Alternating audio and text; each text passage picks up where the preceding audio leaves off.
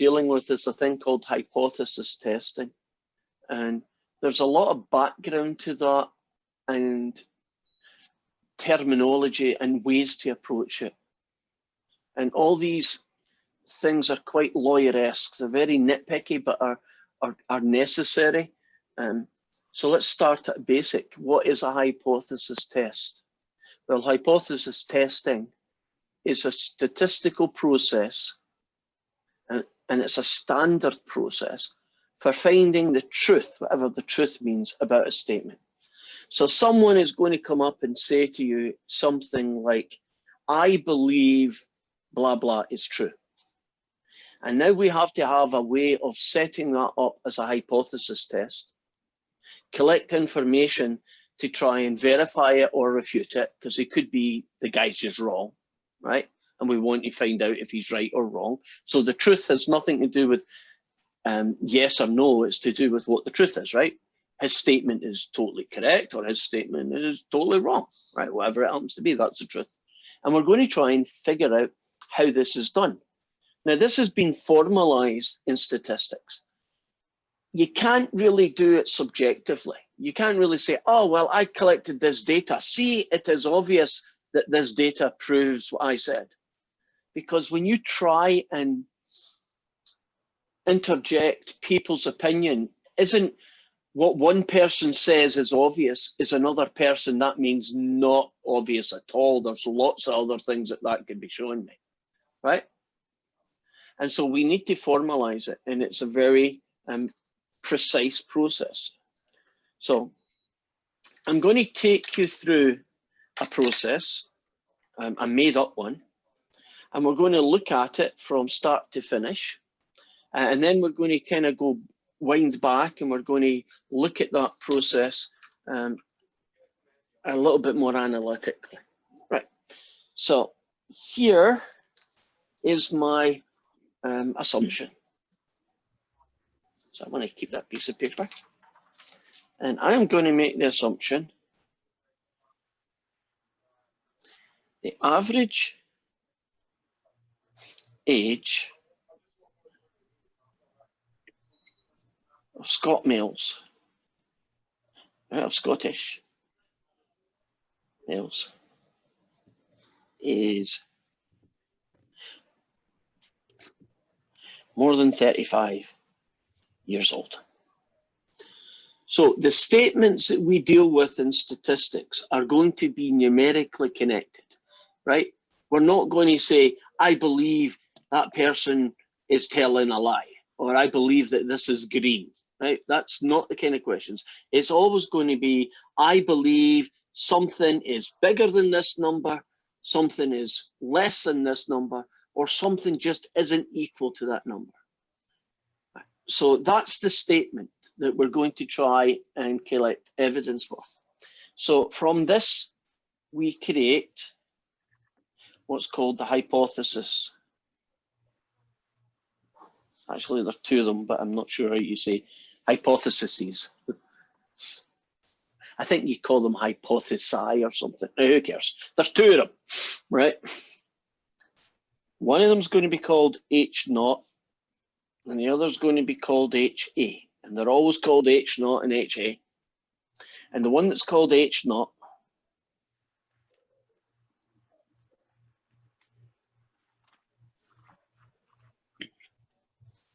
not, do you know what not is? The word not.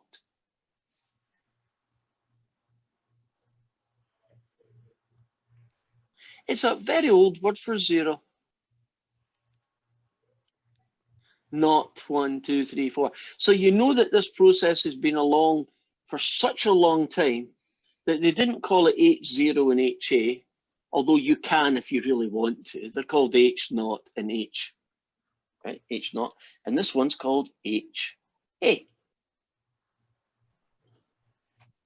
And since I'm Scottish, A is AYE. Do you know if somebody in Scotland says A? Do you know what they're asking? Because a one-word sentence, they're asking for something. If I say A,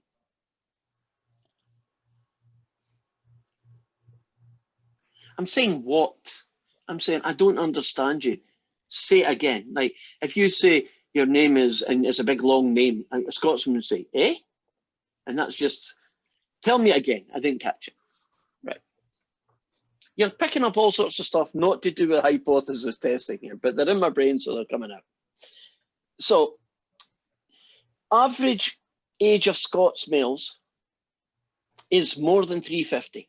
The alternate hypothesis is always the mean of the population is greater than 35. That's what I just said, right? So whatever I'm trying to find evidence for, that always gets transferred into HA, right? The alternate hypothesis. And the null hypothesis is the same number, but you assume that it's equal to 35. So what we have here are two worlds. One world, the average age of Scots guys is 35. And the other world is the one I believe, right? The one I'm trying to find the evidence for, and that is greater than 35. Okay, how could I get evidence to prove that I'm right? Suppose I wanted to prove that the average age of Scotsman males is definitely older than 35. What would I do?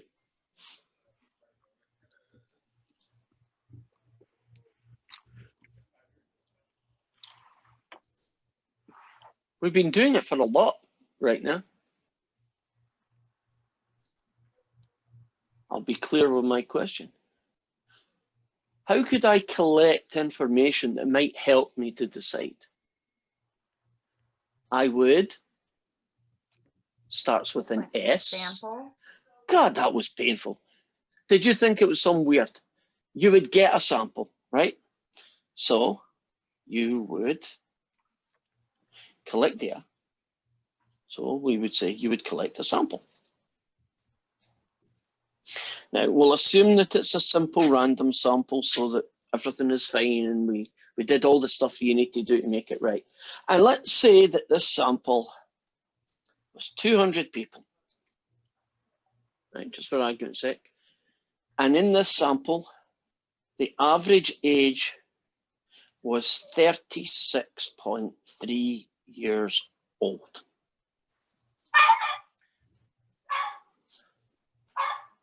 Excuse me.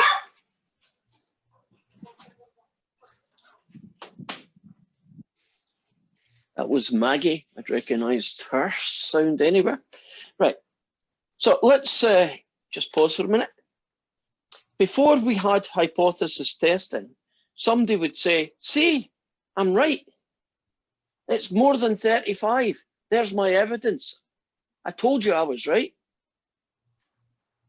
Everything's finished. Well, not so quick. Couldn't I do another sample of 200 and get 34.9 as the average? And couldn't I do a third one and get 38 and another one and get 34? And who knows? Couldn't that just be anecdotal? Couldn't that just be one lucky sample?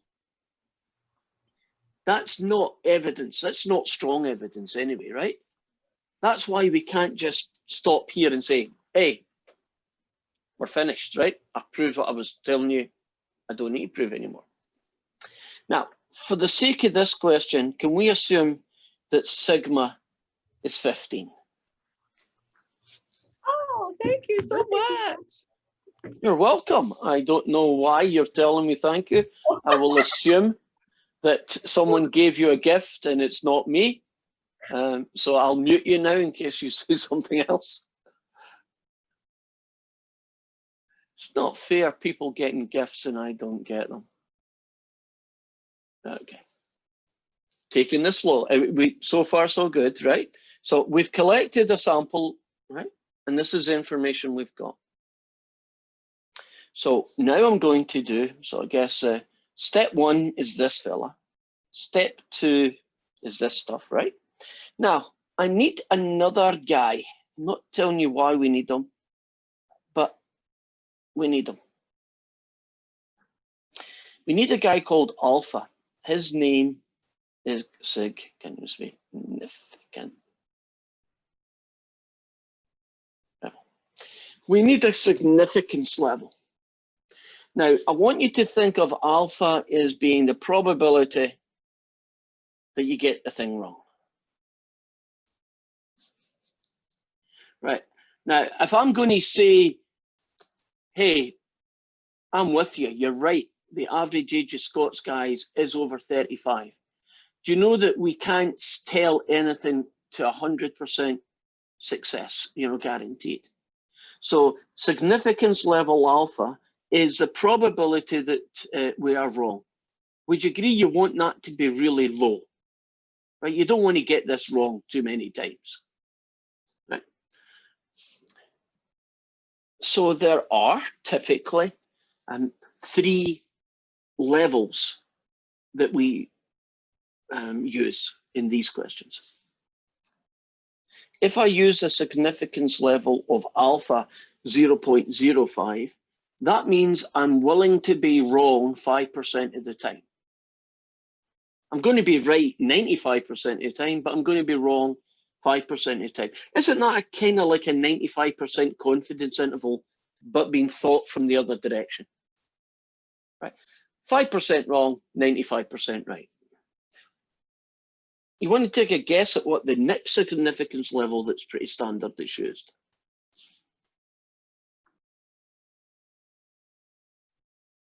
.01 maybe? Well, that is going to come, but 10%.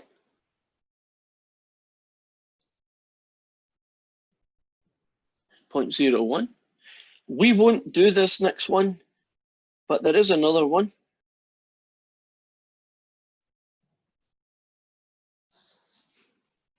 .1% chance of being wrong.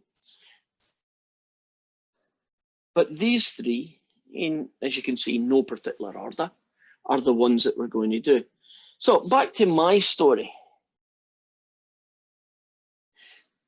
We have to decide what significance level to do this evidence on. So what are you willing to be wrong? And it's something you have to do right now before we do any other calculation. Should actually have done it earlier than that. Give me a number. It's really random. 1%. Okay. So we are now saying we collected our sample and we are going to do our test, right? We're going to figure out what's the chances of this being evidence that Scots people are greater than 35. And we are willing to be wrong 1% of the time. So at the end of this, I may come up and I'll say to you, hey, we've managed to prove Scots guys' average age is greater than 35. Now, when I say that, it's a bit like sending somebody to jail. Right? I've convicted them of the crime. They're over 35 years old, right? If that was a crime, right? Done it. If you do that, be aware that you are 1% of the time going to be wrong, right? Because that's the way statistics is. Nothing's 100% anything, right? And as long as you're comfortable with that, we can move on. Are we good?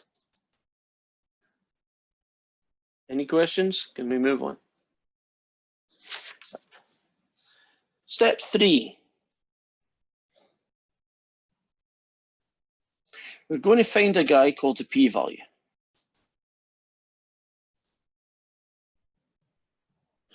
Of our sample.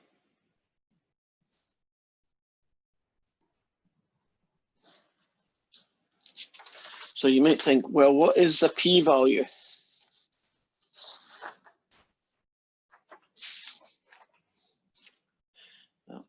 The p-value is a number. It's a probability that you got your sample or bigger by luck, just by randomness.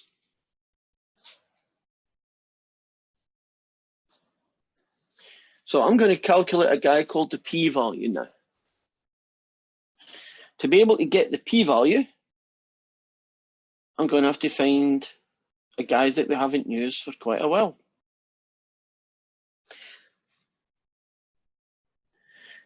Can you remember the z-score fella? Somebody, take away somebody, divided by somebody. Remember that guy? And there's different flavors of the z-score depending on the story. So here is this z-score. X bar, take away mu over the standard error. In this question, X bar was the sample, 36.3. Mu is 35. The standard error has a little baby formula. Can anybody remember a formula for means? And it's the mean of the sampling distribution. And it's the square root of somebody divided by somebody.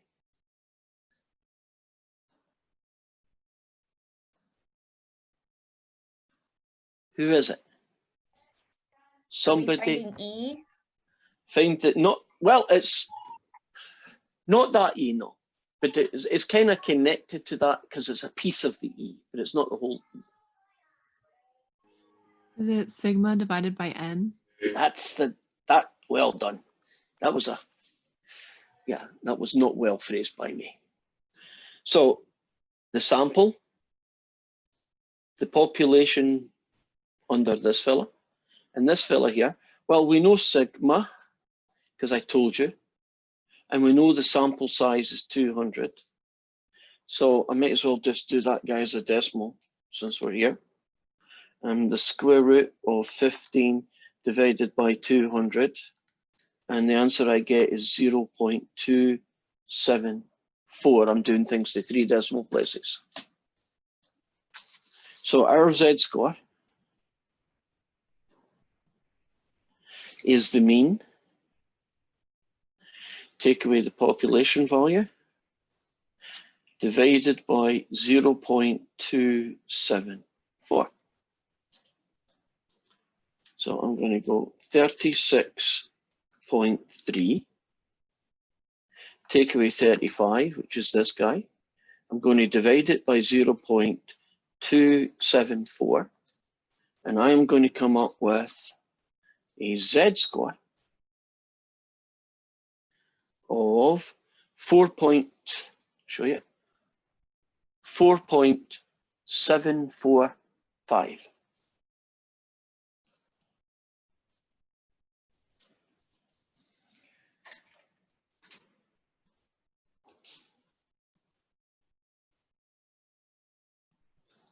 So far, so good. You get a guy called the z-score. Now, how do I get the p-value? Here it goes. The p-value is the probability that you get a z-score equal to or bigger than that number.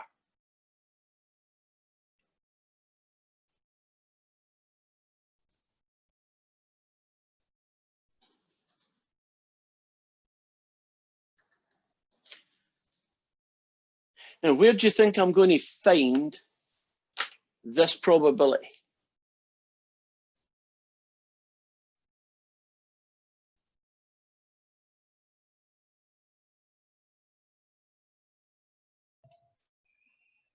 Is it the 1%? Not yet, although Okay. I'm going to compare it to that 1%, so you're sort of in the right track. No, I need to find the probability that I get a z-score bigger than this number. And I need to find a place to go to look for that. And so there's 2 places I could go. One is I could go to SALT, right? Click on SALT and get it from there. And the other is I can get it from my calculator, right?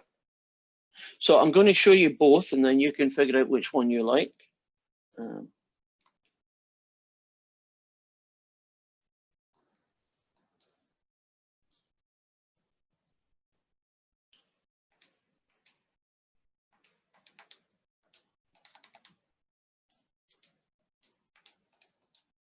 There we go. Okay. I'm just checking I had the right buttons. On the calculator first.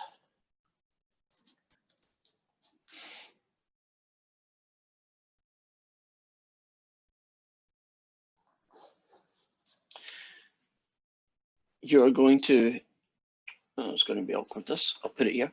Right. On the calculator, no, it's not going to work. That's it, that's better. You're going to hit Start button.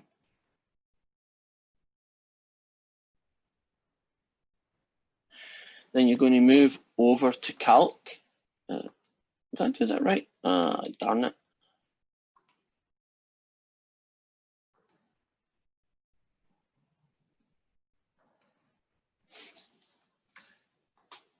Where's it gone?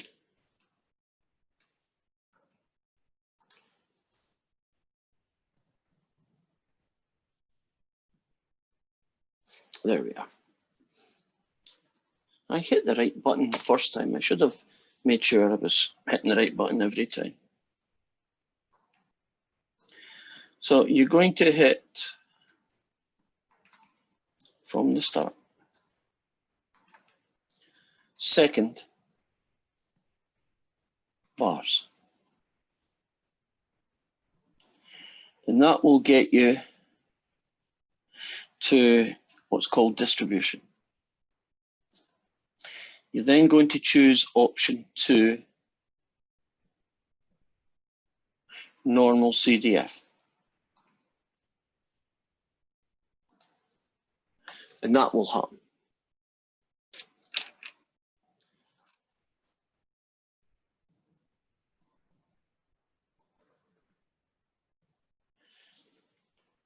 You type in 4.745.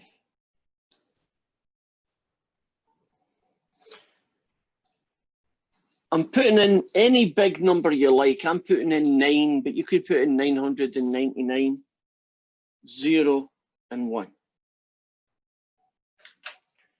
And basically, when I do that then, so 4.745, comma, 9, comma, 0, comma, 1, enter, you get your answer.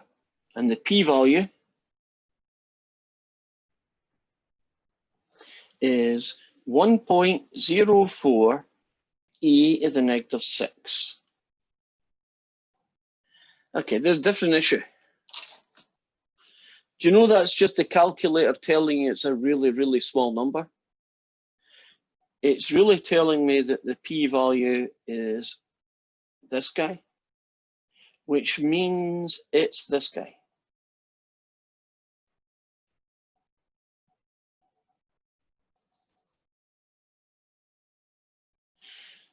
We finally got our p-value. So my calculator takes me to a different screen after I hit the normal CDF. It says lower, upper. Okay, so in your case, what you're going to do is you're going to type in 4.745 for lower, 9 for upper.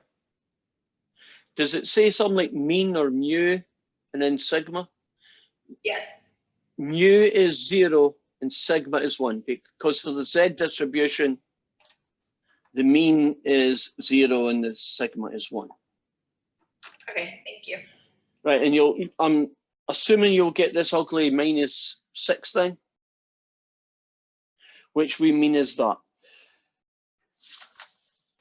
Has it lived up to its expectation that today's going to give you a sore head? Right. Now, I said I'd show you 2 ways, and I think it's only fair that I show you a second way of doing that same job. I'm now going to go hunting for a salt, S-A-L-T. And as soon as I find one, I will.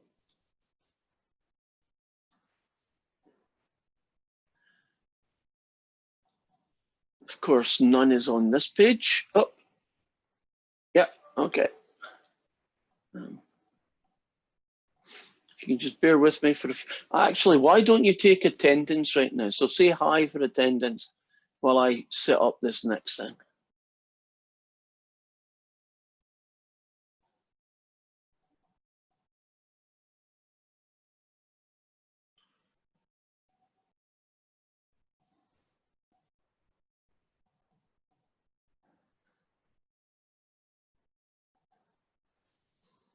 Okay, hopefully everybody's done it. It's still loading up, but it will eventually. Gotcha, right.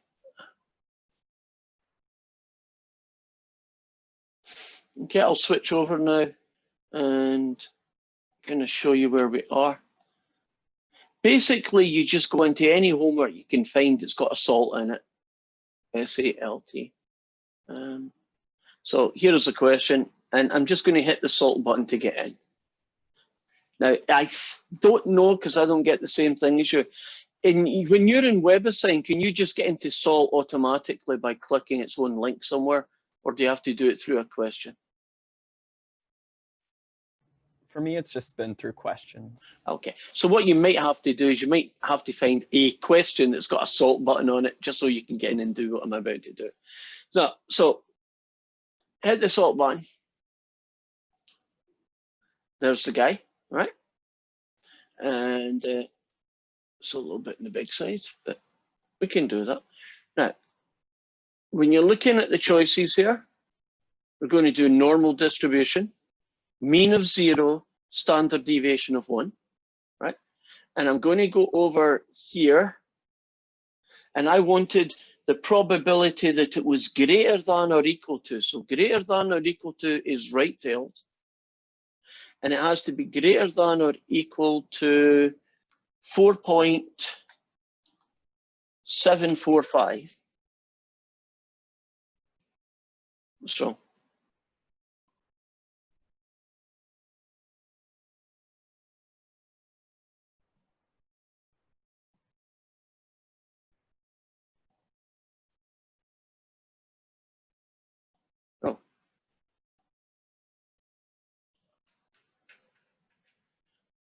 I think we've found a little hiccup. Yeah, okay.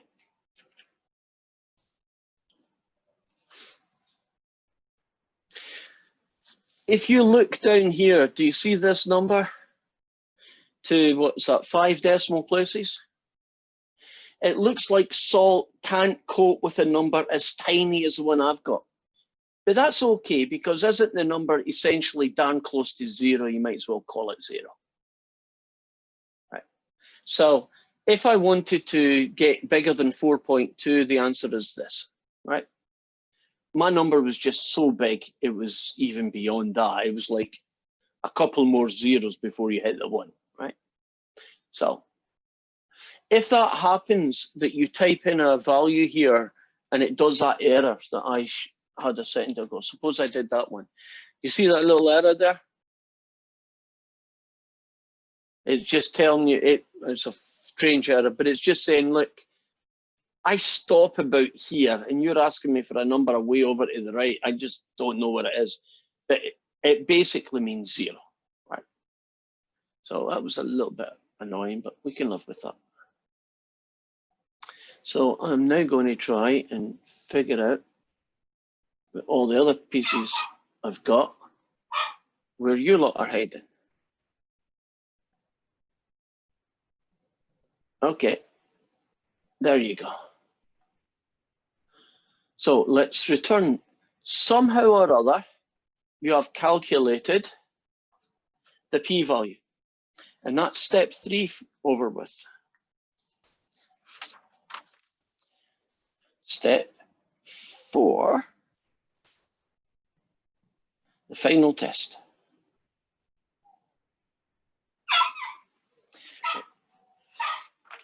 We check this fella. Is the p-value less than the significance level alpha? In my case, 0. That guy. Is he less than, what did we choose for that fella? 0.01.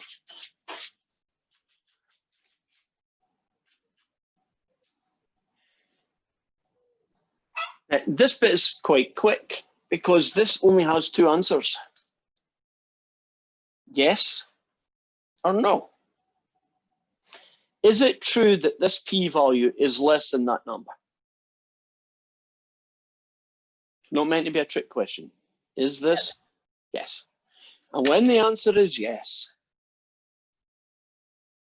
you have the evidence you're looking for. So in this case, I can say the average age of Scottish males is greater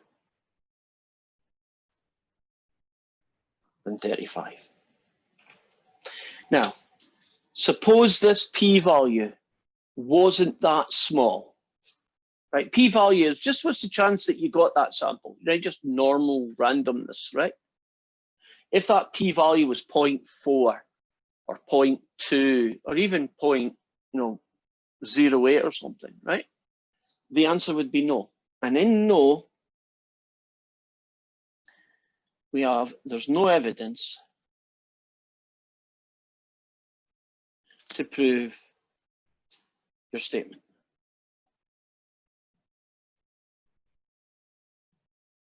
Now, it doesn't mean, as you might expect, that you're wrong. The average age of Scotsmen isn't bigger than 35. Do you know all it says is that we don't have any evidence one way or the other. It might be bigger than 35, but it's not statistically significant for me to say, yep, you're right. So that is an example of the hypothesis test. From start to finish, how you would begin by having some statement that you're trying to prove is true. That generates hypothesis test, two situations. You collect all your data. You take a long time, because it's a bit of a pain, to find the guy called the p-value.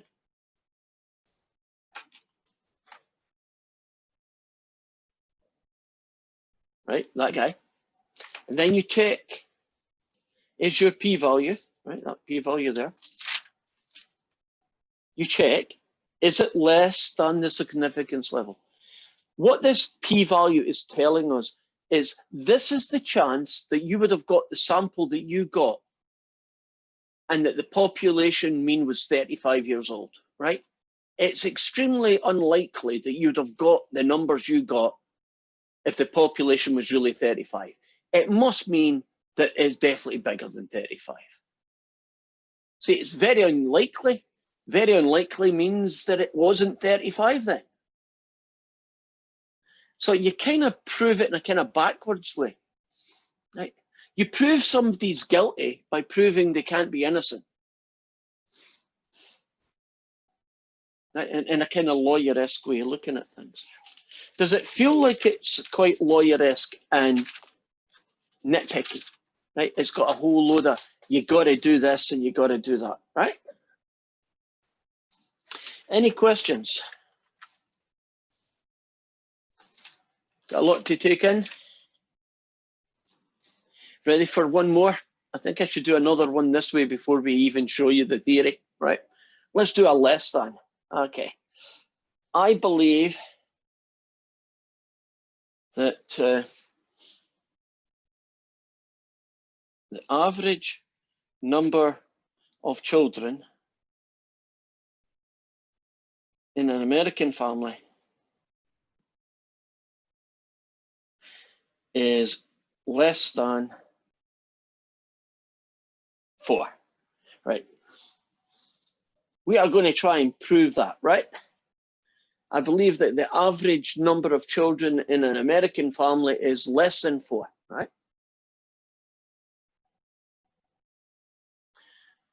So that means we have to do our hypothesis, right? Number 1.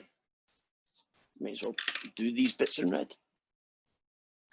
That is going to have an H0 and it's going to have an HA, and the one of them is going to be equal and the other one's going to be, well, we'll see what it is. I'm looking for average number of children less than 4. Oops. Less than 4. Do you see where I put the H0, the HA? Less than 4. What will I put up here at H0 then? Agreed, equal to 4. Are we comfortable with how the story creates this? Suppose I went and said, I believe that it's not 4, right? I don't know if it's bigger or less, but I definitely know it's not 4, right? Then wouldn't that be mu not equal to 4? And that would be equal 4. Every single time the H naught is always equal to whatever this is, and the alternate is whatever you think there's evidence that you want to prove. And that means there's 3 things you can prove here. Can I prove Scots guys are older than 35? Scots guys are less than 35 years old. Scots guys are not 35 years old on average. Right? Left, right, and two-tailed. So step 2 then. We are going to collect some data, aren't we? So I'm going to collect, say, 100 people. And that the average was 3.5, and that we're told that sigma is 2.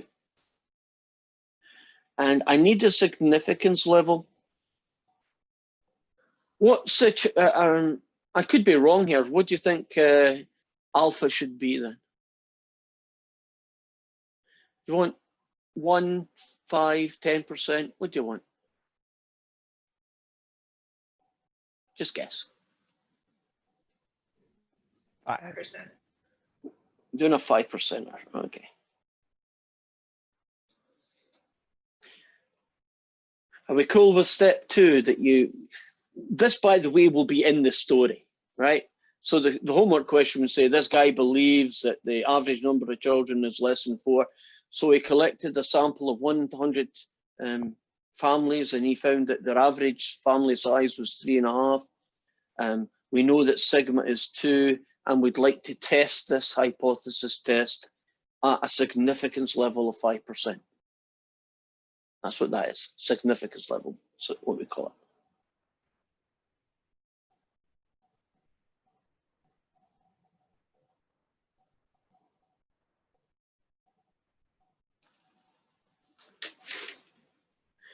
Can anybody remember what step 3,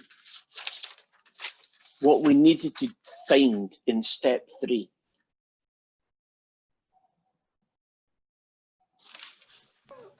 The p-value. Yeah. Now that's really going to be where all the work is, isn't it? Because there's a lot of stuff to do to get that p-value. So let's set it up and see what we have here. I need to get the z-score. And the z-score is x bar, take away the mean over the standard error. So 3.5, take away 4. And the standard error is going to be the square root of 2 divided by n. I'm going to bring this guy over here, and I'm going to show you how to screw up on your calculator deliberately for a change. I want this calculation here, right? 3.5 subtract 4 divided by the square root of 2 divided by 100. Looks good, doesn't it? It's wrong. Oh, by the way, shouldn't z-scores be between 3 and -3 typically? Most z-scores. Doesn't that look decidedly wrong? Right. What did I forget to do in my calculator to get the right answer to this calculation? I forgot something. I need to add it.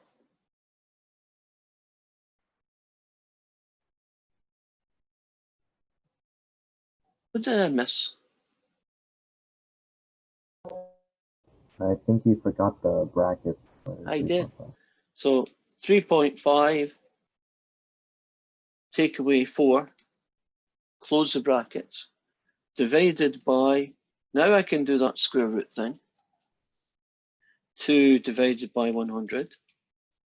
And the answer I come up with, it's still big, but at least it's within the normal kind of range. In these hypothesis tests, you're typically going to get the extreme Z values, you know, like the 3.8s and the 2.9s, or the negative 3.8s and the negative 2.9s. That's pretty typical. And so that's a reasonable Z score. So let's return to here. And I know that the Z score is negative 3.536.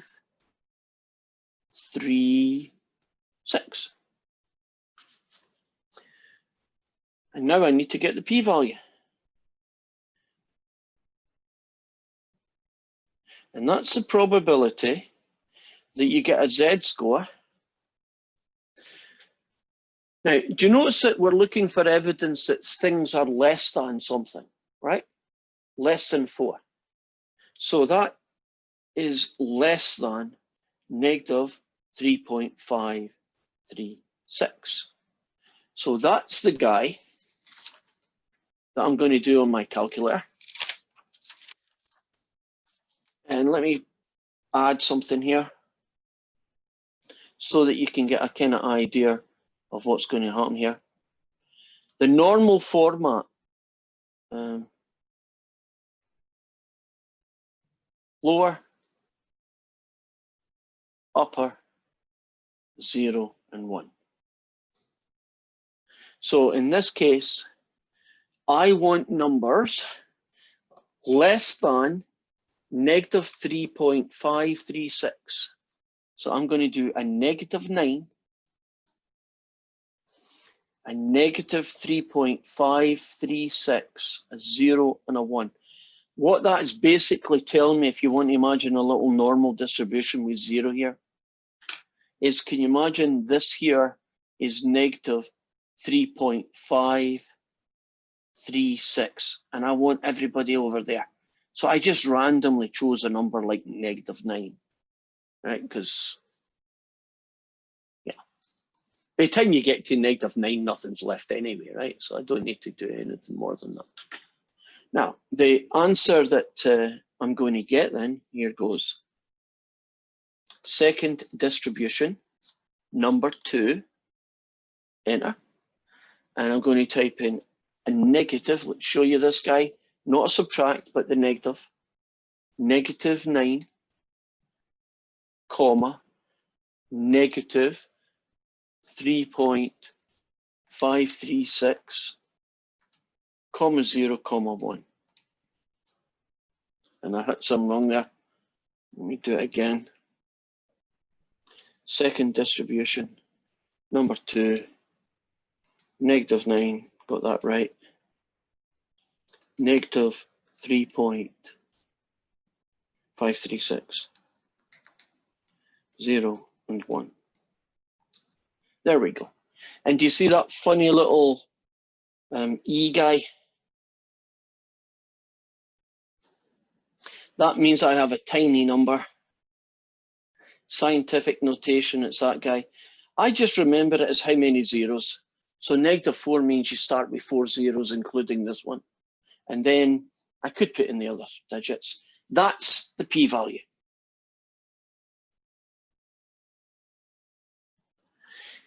So the chances that we got the sample that we had is 0.0002. Isn't that almost not going to happen by luck, right? We can kind of see it coming.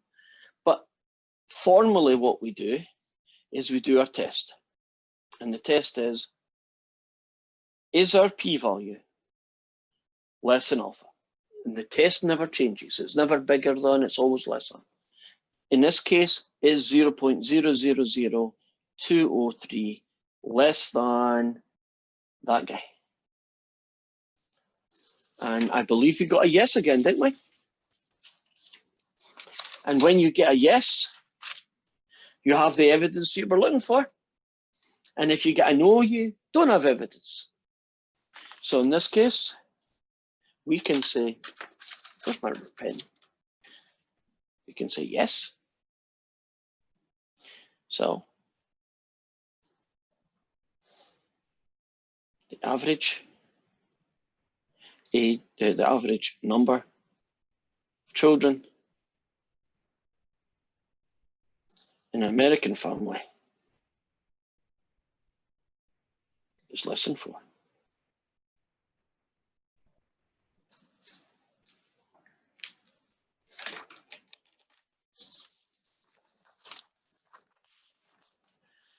That's us seen this kind of process twice now. Do you see that no matter what the story is, doesn't have the same 1, 2, 3, 4 kind of thing? So now we are going to look at the theory behind it.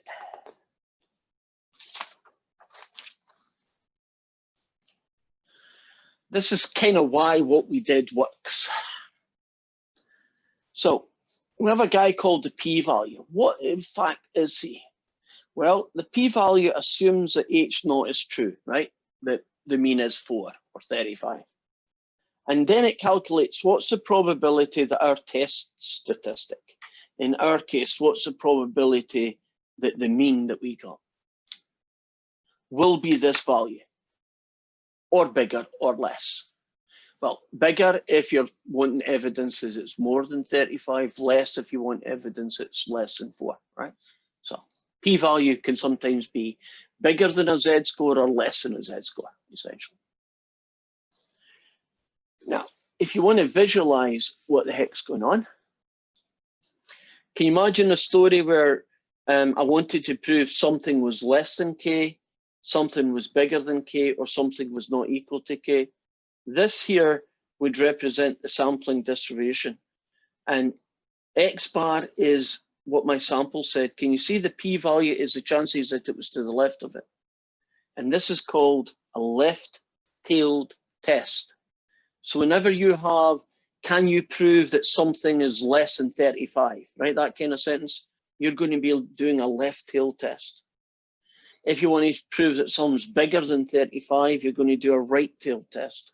And if you want to prove that it's just not 35, you're going to do what's called a two-tailed test. So there's left, there's right, and there's two-tailed tests. You're proving something's less, you're proving something's bigger, you're proving it's not the same as.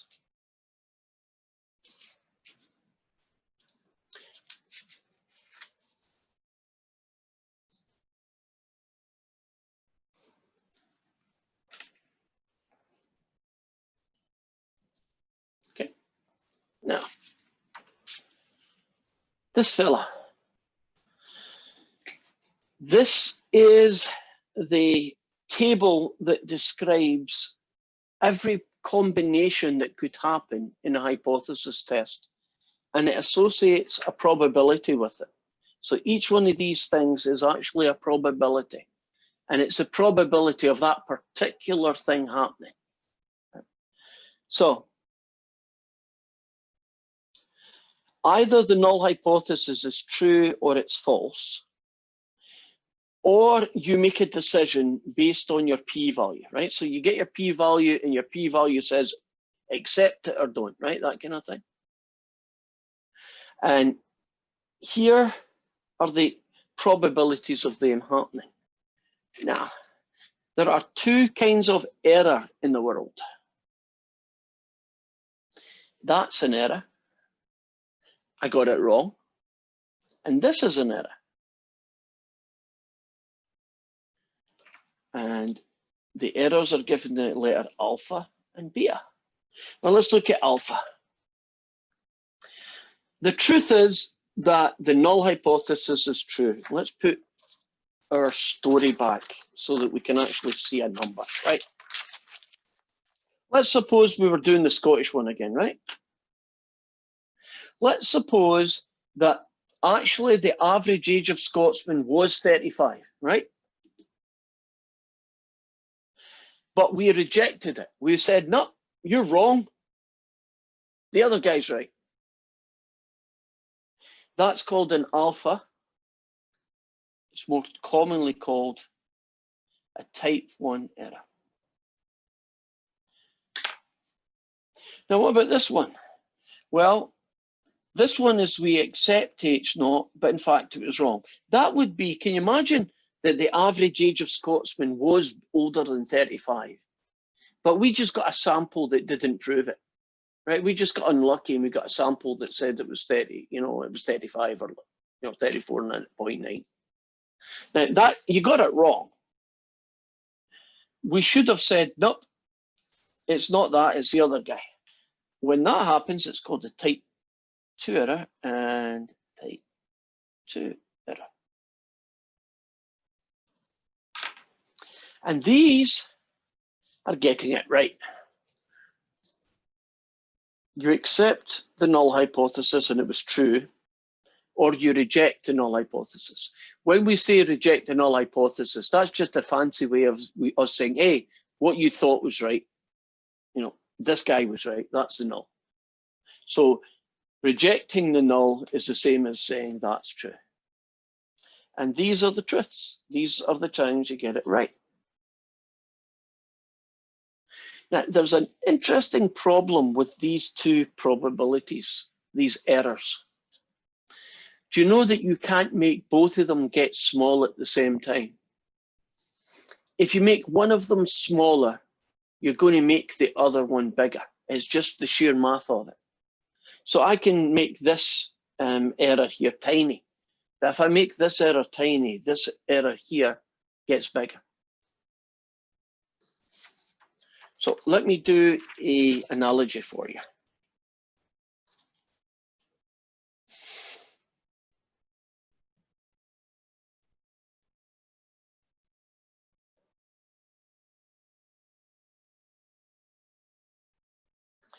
Right.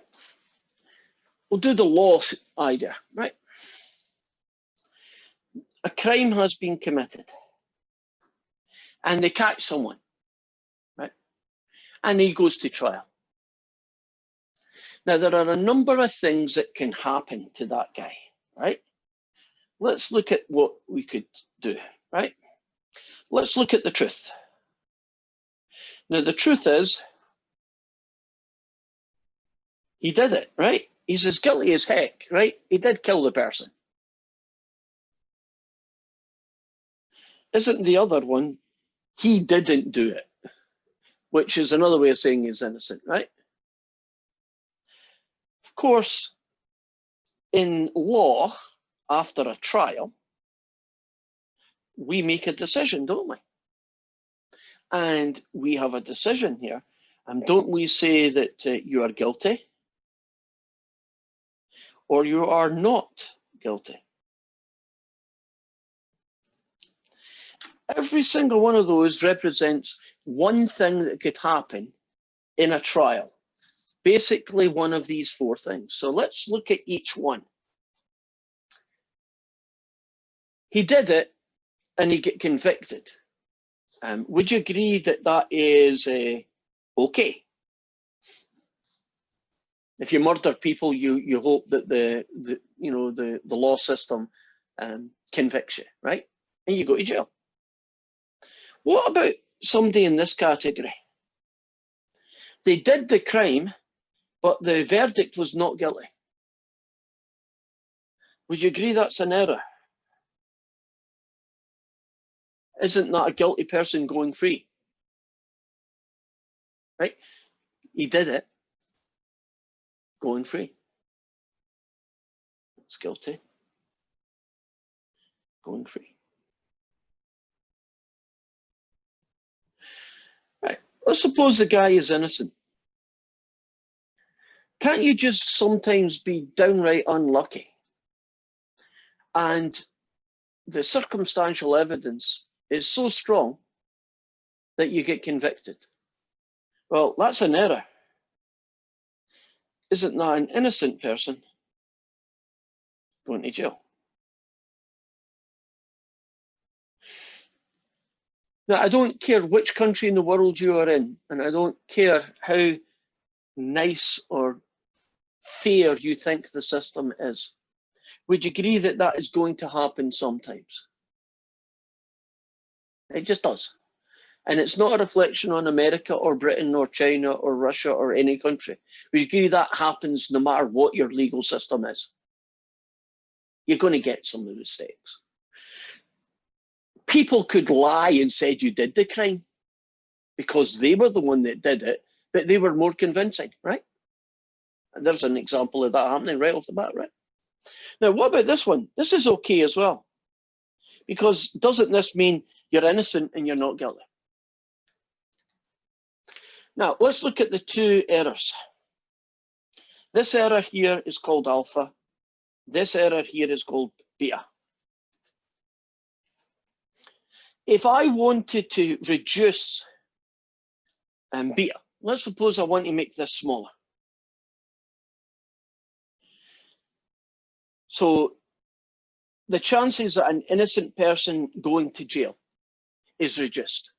Now, the only way you could do that in the law system, wouldn't you have to make the bar of what makes you guilty higher, right? You'd have to have more evidence, and it'd have to be, you know, instead of beyond reasonable doubt, maybe you could change it to beyond almost any doubt, you know? What happens if you make that tiny to this guy?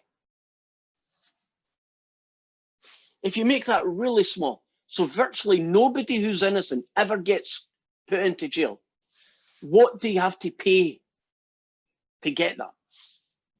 What happens to this one? People who are guilty do go get set free. Right. Aren't there going to be a lot more guilty people walking free? Can you see that the two fight against each other? That if you want to make one small, the other, this is an analogy, but it works equally well in every story. If you do that, the payment you've got to do is you're going to have to let guilty people walk free. Now, this is, just to get out of my head, this is a silly court system I'm about to suggest. Every single person who gets charged with a crime and goes to, goes to court, every single one of them gets found not guilty. Won't this value be zero now? Won't this be scarily big? If you had a law system like that, what do you think would happen to society? Anarchy. Couldn't you just kill people randomly and you'd never get convicted? Because nobody ever gets convicted, right? According to my weird law system. So society has to do a balance, don't they, between innocent people ending up in jail and too many guilty people coming back out to commit more crimes, because you have to be protected as well, right? I don't know where that balance is. In some societies, it's quite, they want to make sure this is low and they're willing to put more innocent in jail. Kind of cool. Now, a useless piece of information. Scotland does not have guilty and not guilty in our court system. As far as I know, Scotland is unique. We have 3 verdicts. 3. They are normally only used, the third one, the special one, is almost always only used in extreme circumstances or very difficult cases. So very difficult cases would be, do you know one of those business frauds where there's false bank accounts and money disappears and pops up and nobody can figure out who did what, where and when, right? One of those really complicated fraud cases. It sometimes gets used there, and it sometimes gets used when you really do want to convict a guy, but the evidence just too shy. You know, one more piece and you might have done it, but you don't want to. So it's called not proven. Now, what not proven means, you walk free. You don't have a record of any kind. You walk out the door, you're free. But what it means in English is, we know you did the crime, but we couldn't prove it. And what that does is it puts a stigma on that person. So if he's a business person, he's now had a not proven fraud case against him, and people will know he's a bit dodgy. And if you're a murderer, okay, you're going to walk free, but you can't say when you walk out the door, see, I didn't do it. Because not proven doesn't mean we believe you didn't do it. Not proven just means we believe you did do it, but we couldn't get enough evidence to make that decision. I think it's a kind of cool third choice, isn't it?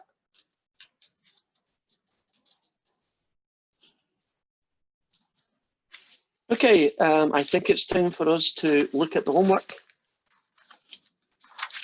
Well, I guess I should pause for a minute. I know I've filled your head with a lot of information, and I kind of knew that was going to happen. Is there any questions about anything that we've just done before we look at the homework? So Mhm. the, like with a type 1 error, it rejects, I'm just looking for the word, I forgot the word you used. It rejects the hypothesis, even though it's correct? Yeah, or something null like that? hypothesis. Oh, okay. So everything's in terms of rejecting or keeping the null hypothesis. So we don't even mention HA in any of those choices. We just say you keep the null hypothesis or you reject it. Rejecting the null hypothesis is like saying not guilty. It just means the other thing is true. But it's the phraseology that we use. Now, if I can find, which guy am I looking for? This one, I think. Am I looking for this one? Nope. Let's try another one. You won't believe how many windows I've got right now. Is it this one?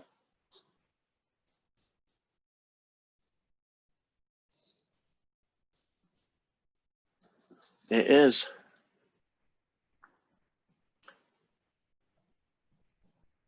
Right, I'm going to take out, hopefully, a whole load of answers that are distracting us. And then we'll look at some of these questions. Almost ready. Okay, I think. Are you looking at the screen now? No? No. Okay, let me go back in and redo it. At last, got the guy. You see it? Now, 8.1, Intro to Hypothesis Testing. Let's see what kind of questions they ask. Well, they start off with some of those, what does this mean? What does that mean? Of course, H naught is still there. They're calling the alternate H1. I don't like H1. Call it HA, please, because if you look at textbooks, you're only going to see HA anyway. Right, what is a null hypothesis? Here are 4 choices. Which one of those sentences best fits a null hypothesis?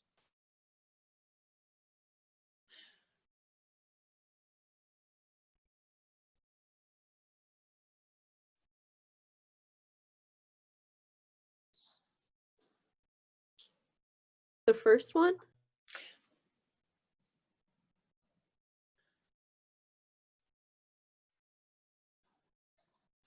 Second. Any hypothesis that differs from the original claim. So the original claim is Scottish guys are older than 35. The null hypothesis differs from that. It says it's equal to it, which would have been a better phrase. Right, here are some type 1 and type 2s. Here is what one those guys are. You can look that up on your own. Here's some more null and alternates. Let's practice now on generating null hypothesis, right? The H zeros. And will you call those guys HA? I refuse to call them H1. Right. Suppose you want to test that the population mean equals 34, right? Now, remember the alternate hypothesis is this one. So we are doing an equals, right? Second one, it might differ from 34. You're going to choose one of those. Differ. Alternate, the population mean exceeds 34. Alternate, the population mean is less than 34. Alternate, less. Alternate, bigger. Alternate, not the same as.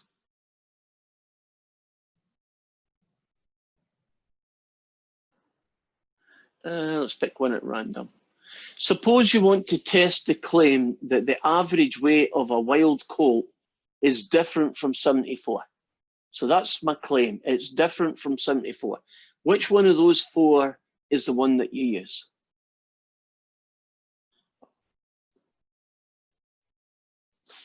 Alternate hypothesis. I think that colts are different than 74. Unequal, like the last one. Yep. Okay. I'm going to go out and in because I think we need to do more practice before you see those questions, based on what I can tell. So these are going to be various statements, and we are going to create the null and alternate hypothesis from each of them, right? So age is less than 50. Whatever the story is, we believe that the average age of elephants, whatever it is less than 50.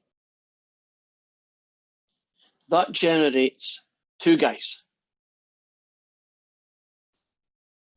What's the alternate? If they asked you in that story, what's the alternate?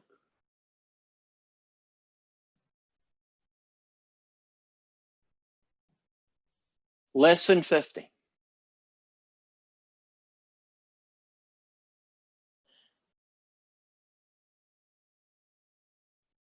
What is the null? The mean of the population mu is equal to 50. A couple of features here.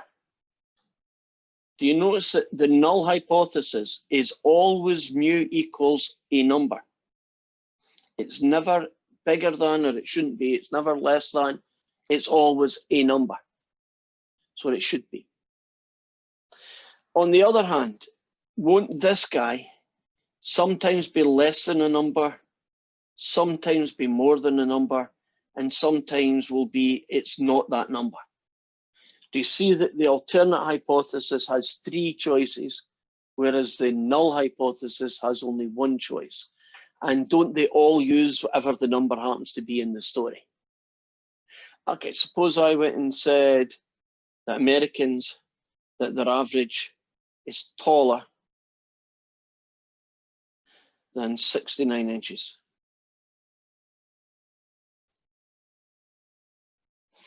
What would the alternate look like?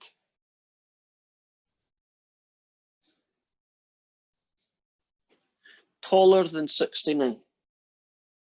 Greater than 69. And then equals 69. Do you see it's always equal the same number? Your null hypothesis is going to be easy. It's going to be mu equals whatever the other number happens to be. Okay, suppose we did ducks are heavier than 4 pounds.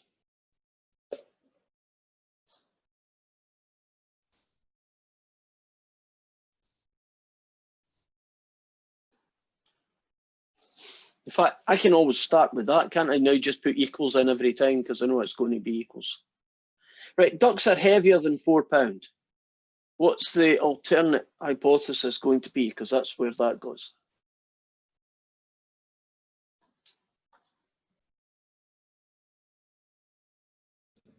Greater than. Try an IQ one. Americans' IQ, average IQ, is not 100. That's the thing I'm trying to get evidence for, that Americans are not average IQ of 100.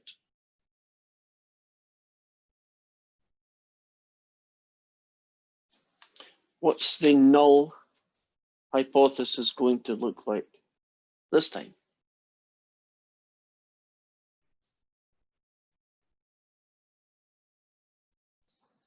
Not equal to 100.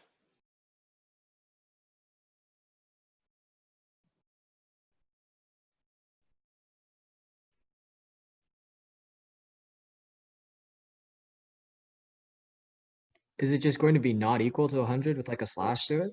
Yeah, that's exactly what it's going to be. When you put a slash through equals, it means not equal. That's how you do it. Right, let's return back to these questions for the few minutes we've got left, and we'll focus on what kind of test it is. When you do a test, it's either going to be left, right, or two-tailed test. So it's going to be a left test, or to be more accurate, a left tail test.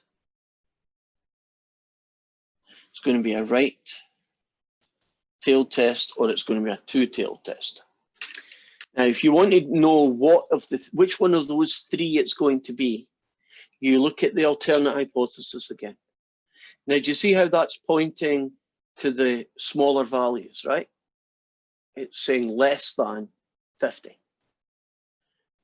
Right. So if you imagine your number thing, if you're going less than, you're a left tail.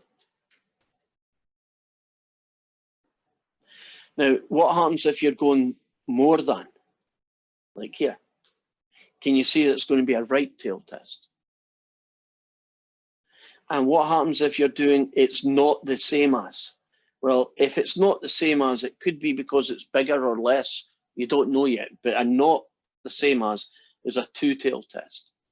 So if this is less than 50, left-tailed. If this is greater than 50 or 69, right-tailed test. And if this is not equal, a two-tailed test.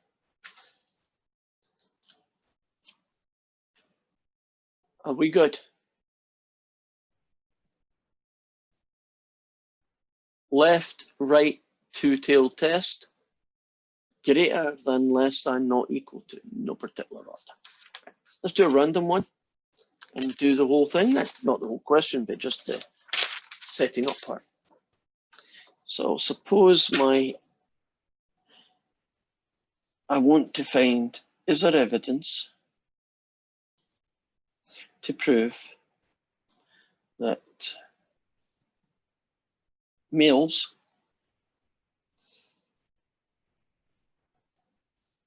are heavier than 160 pounds. Should say average, because all of these are average. So we're going to test, is there evidence to prove that the average males are heavier than 160 pounds? So let's say the entire male population, right? So that's a big population. I need an H naught and I need an HA. And we know they're going to be called mu. We know that's going to be called equals. What's the alternate hypothesis for this question going to look like? What do I have right here?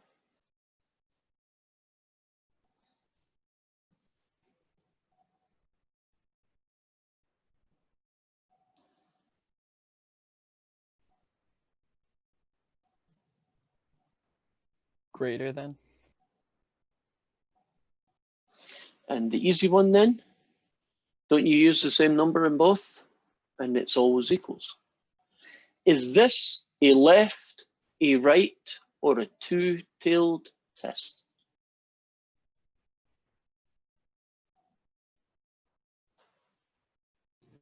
Right. I think you said that, I just didn't kind of catch it. Can you say it again? Right. Correct.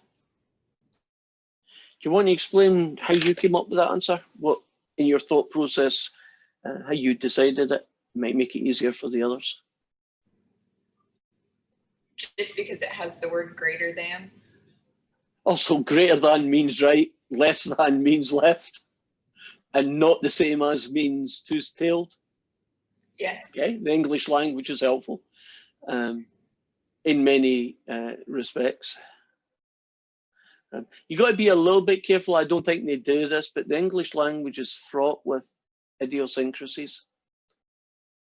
If I said the average height of an American was not more than 160, no, not more than 56 inches.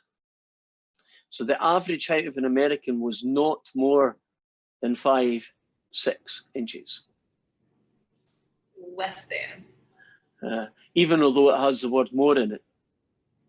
Agreed? It's tricky. Yeah, double negatives and all sorts of weird things. But yeah, me numerically, it's, if I ever see that, it's right. If I ever see that, it's left. And if I ever see that, it's two-tailed.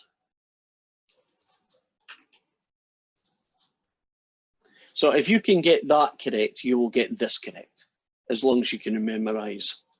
It's not too hard, right? It's only 3 things to memorize, right? If it's greater than, it's a right tail test. If it's less than, it's a left tail test. And if this is not equal to, it's a two-tailed test.